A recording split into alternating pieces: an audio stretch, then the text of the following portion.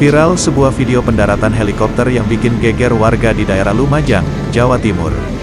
Video viral pendaratan helikopter ini pertama kali diunggah oleh akun @romansa sopir truk pada Selasa, tanggal 7 Desember tahun 2021.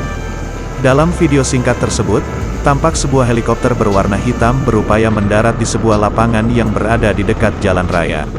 Pendaratan di lokasi yang tak lazim tersebut membuat heboh dan panik yang ada di lokasi sekitar. Dalam video singkat tersebut, terlihat satu helikopter berusaha mendarat di lapangan Pronojiwo, Lumajang, Jawa Timur. Sesaat sebelum mendarat, efek putaran baling-baling dari helikopter tersebut membuat panik warga sekitar. Warga panik karena putaran kencang dari angin helikopter membuat baliho warung soto ayam yang ada di sekitar lokasi berjatuhan.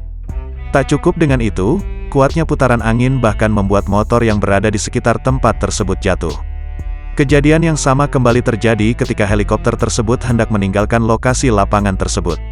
Lebih parahnya, kali ini ada atap sebuah warung roboh setelah kena angin kencang dari lepas landas helikopter itu.